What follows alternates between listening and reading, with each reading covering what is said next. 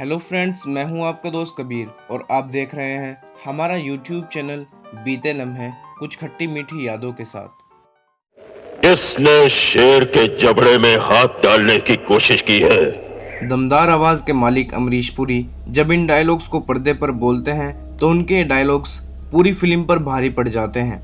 आज की वीडियो में हम आपके लिए लेकर आए हैं उस अभिनेता की कहानी जिसे हिंदी फिल्मों में खलनायक के तौर पर सबसे ज़्यादा पसंद किया जाता है और हम सब उन्हें अमरीश पुरी के नाम से ही जानते हैं। हिंदी सिनेमा में ऐसे बेहद कम कलाकार हुए हैं जो खलनायक की भूमिका निभाकर भी नायक से बड़े हो जाते हैं। और जो कोई भी राजू और उसकी मौत के बीच में आए उसे भी उड़ा दो। उन फिल्मों को नायक से ज़्यादा खलनायक के लिए याद किया जाता है। खलनायक की ऐसी यादगार भूमिका को निभाने वाले कलाकारों में से सबसे ऊपर अमरीश पुरी का ही नाम आता है। वो खलनायक होने को इतने ऊंचे स्तर पर ले गए कि उनका अभिनय हिंदी सिनेमा में एक मिसाल बन गया। इस इलाके में सारे बदमाशों का एक ही बाप है, नागेश्वर। हिंदी सिनेमा का एक दौर ऐसा रहा जब फिल्मों में नायक कोई भी हो इस बात से कोई फर्क नहीं पड़ता था, लेकिन अगर खलनायक अमरीश पुरी हो तो दर्शक फिल्म देखने के लिए उमड़ पड़ते थे। अमरीश पुरी का नाम फिल्म से जुड़े होने का मतलब ये होता था कि इस फिल्म में नायक और खलनायक के बीच बेहतरीन टकराव देखने को मिलेगा। तो चलिए फ्रेंड्स, शुरू करते हैं अमरीश पुरी के हिंदी सिनेमा का सबसे खतरनाक खलनायक बनने की कहानी। शुरुआत करते हैं उनकी शुरुआती ज़िंदगी से। अमरीश पुरी का जन्म 22 जून 1932 को पंजाब के नौशरे गांव में हुआ था। बहुत कम लोग जानते हैं कि फिल्मों में आने से पहले अमरीश पुरी श्रम विभाग में नौकरी किया करते थे। अमरीश पुरी ने अपने अभिनय की शुरुआत रंगमंच की दुनिया से की थी। यह 1960 की बात है। इससे पहले वो मुंबई हीरो बनने के लिए आए थे, लेकिन निर्माताओं ने उन्हें यह कहकर नकार दिया कि आपका चेहरा हीरो बनने के हिसाब से बहुत रूखा है। इसके बाद अमरीश पुरी की मुलाकात प्रसिद्ध रंगमंच कर्मी इब्राहिम अलकाजी से हुई और ये उनके जीवन का टर्निंग पॉइंट रहा। उन्होंने थिएटर करना शुरू किया और धीरे धीरे रंगमंच के प्रसिद्ध कलाकार बन गए। उन्होंने सत्यदेव दुबे और गिरीश कर्नाड के लिखे नाटकों में बेहतरीन अभिनय किया, लेकिन हिंदी सिनेमा अमरीश का इंतज़ार कर रहा था, बतौर नायक नहीं खलनायक। उन्हें पहली फिल्म मिली प्रेम पुजारी। इसके बाद 70 से 80 के दशक में उन्होंने निशांत, मिथुन, आक्रोश, हम पाँच, हीरो इलाका जैसी फिल्मों में काम किया। इन फिल्मों में अमरीश पुरी ने ऐसी अदाकारी की, लगने लगा खलनायक मतलब अमरीश पुरी। कीचड़ में पत्थर मारना मुझे अच्छा नहीं लगता, लेकिन जिस फिल्म का डायलॉग अमरीश पुरी की पहचान बना वो थी 1987 में आई शेखर कपूर की फिल्म मिस्टर इंडिया। इस पूरी फिल्म पर अकेले मोगेम्बो की भूमिका इतनी भारी पड़ी कि लोगों के जहन में आज भी उनका डायलॉग बसा हुआ है। मोगेम्बो खुश हुआ। अमरीश पुरी से पहले ये रोल अनुपम खेर कर रहे थे, लेकिन जब अनुपम खेर ने थोड़ी सी शूटिंग की तो शेखर कपूर को लगा कि अनुपम के अभिनय में वो बात नहीं आ पा रही जो शेखर कपूर मोगेम्बो के कैरेक्टर में चाहते थे। उसके बाद ये रोल अमरीश पुरी ने निभाया और अपने दमदार अभिनय से मोगेम्बो के किरदार को हमेशा के लिए अमर कर दिया। इस फिल्म के बाद अमरीश पुरी का अलग ही क्रेज़ हो गया था। लोग अमरीश पुरी को मोगेम्बो के नाम से ही जानने लगे थे। जब वे घर से बाहर निकलते तो बच्चे उन्हें मोगेम्बो अंकल कहकर बुलाने लगे थे।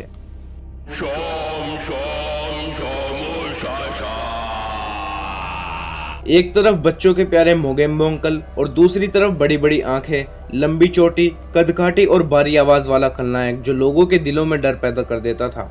ये अमरीश पुरी की अदाकारी का कमाल था।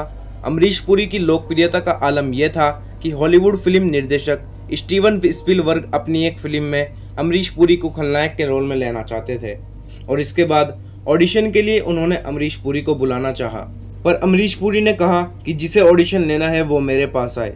इसके बाद स्टीवन स्पीलबर्ग को अमरीश पुरी के पास आना पड़ा। उन्होंने अमरीश पुरी को कहानी सुनाई जो उन्हें पसंद आ गई।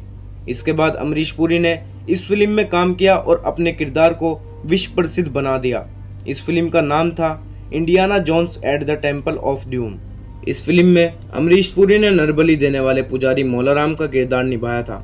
मौलाराम के इस किरदार के बाद स्पीलबर्ग को कहना पड़ा, अमरीश पुरी मेरे पसंदीदा खलनायक हैं। उनके जैसा दुनिया में कोई पैदा नहीं हुआ और ना ही होगा। इसके पीछे की वजह थी अभिनय के प्रति उनकी ईमानदारी। अमरीश पुरी के अभिनय की यूएसपी उनकी आवाज़ थी। कहते हैं कि अपनी आवाज़ को दमदार बनाए रखने के लिए वे घंटों तक अभ्यास किया करते थे। इसके अलावा कुछ नया सीखने की चाह उनके अंदर हमेशा रहती थी। उन्हें दूसरों के निभाए जो रोल पसंद आते थे वो उन्हें घंटों तक देखते रहते थे। आंधी और तूफान की तरह चारों तरफ फैल जाओ। अमरीश पुरी 40 साल की उम्र में फिल्मों में आए। उस उम्र तक बहुत सारे लोग चुक जाया करते हैं, लेकिन अमरीश पुरी जैसा कलाकार चुकने वालों में से नहीं था। उन्होंने 3 दशक से भी ज्यादा समय तक इतने प्रभावी ढंग से अपनी भूमिका निभाई कि लगा जैसे खलनायकों की सालों से चली आ रही परंपरा उनके नाम पर आकर रुक गई। ऐसा नहीं है कि अमरीश पुरी ने खलनायक के अलावा और कोई भूमिका नहीं निभाई। घातक, परदेश, ताल, हलचल जैसी फिल्मों में उनके चरित्र भूमिकाओं को दर्शकों ने खूब पसंद किया, और जब दिलवाले दुल्हनिया ले जाएंगे में उन्होंने काजोल के पिता की भूमिका निभाई तो हमें लगा ही नहीं कि ये वही अमरीश पुरी है जिन्हें हम देखते आ रहे थे। जा सिमरन जा। जा सिमरन, जा जी ले अपनी जिंदगी। उनका ये डायलॉग्स आज बहुत सारे युवाओं के लिए तकिया कलाम बन गया है। अमरीश पुरी ने हिंदी फिल्मों के अलावा अन्य भाषाओं की फिल्मों में भी काम किया। उन्होंने कुल मिलाकर 400 से ज़्यादा फिल्मों में काम किया। अक्सर लोग पर्दे पर जो देखते हैं उसे ही सच मान लेते हैं, पर असल में नायक और खलनायक मीडिया द्वारा गढ़े गए शब्द हैं। असल में नायक और खलनायक सब अभिनेता हैं, सब कलाकार हैं। अमरीश पुरी ऐसे कलाकार नहीं थे जिन्हें किसी एक मीडियम में बांधा जाता। उनके लिए रंगमंच से लेकर फिल्मी दुनिया तक अपनी कला को जिंदा रखने का माध्यम थी, और उनके इस कलाकार ने कई कैरेक्टर्स को सिनेमा की दुनिया में अमर कर दिया। I love my India। ये दुनिया। सन 2003 में गुड्डू धनोआ की फिल्म जाल द ट्रैप की शूटिंग हिमाचल प्रदेश में चल रही थी। वहीं पर अमरीश पुरी का एक्सीडेंट हो गया, जिससे उनके काफ़ी गंभीर चोट आई।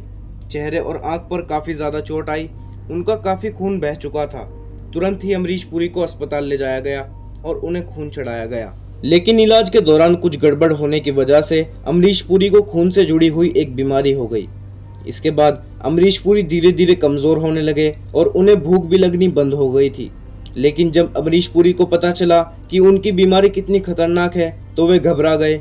लेकिन अमरीश पुरी दृढ़ इच्छा शक्ति वाले इंसान थे। वे दुनिया को दिखाना चाहते थे कि वो कितने स्ट्रांग है, और वो ये भी अच्छी तरह से जानते थे कि 72 साल की उम्र में अब उनके शरीर में सब कुछ ठीक नहीं हो सकता। इतनी गंभीर बीमारी के बाद भी अमरीश पुरी ने खुद को संभाले रखा।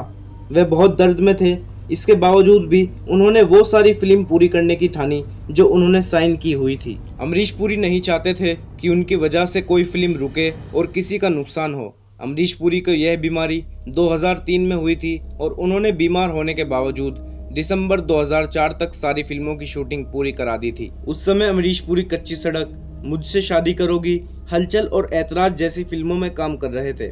अमरीश पुरी बीमार थे, लेकिन वे बिस्तर पर पड़े रहना नहीं चाहते थे। वो घर पर भी काम ही करा करते थे। और फिर 12 जनवरी 2005 को ब्रेन हैमरेज होने की वजह से भारतीय सिनेमा का यह महान कलाकार इस दुनिया से रुखसत हो गया। अचानक हुई उनकी मौत से फिल्म जगत और उनके चाहने वालों को गहरा सदमा पहुंचा। 2 दिन के लिए फिल्म इंडस्ट्री बंद कर दी गई। लोग उनके अंतिम संस्कार के लिए बहुत बड़ी तादाद में पहुंचे थे। दोस्तों, भले ही अमरीश पुरी आज हम सब के बीच में नहीं हैं, उनके निभाए गए करैक्टर हमेशा हमेशा के लिए अमर हैं। तो दोस्तों, ये थी बॉलीवुड के मोगेम्बो अमरीश पुरी की कहानी। ये कहानी आपको कैसी लगी हमें कमेंट सेक्शन में ज़रूर बताइए, और प्लीज़ हमारे चैनल को सब्सक्राइब कीजिए, लाइक कीजिए, अपने फ्रेंड्स के साथ शेयर कीजिए। मिलते हैं एक और मज़ेदार कहानी के साथ।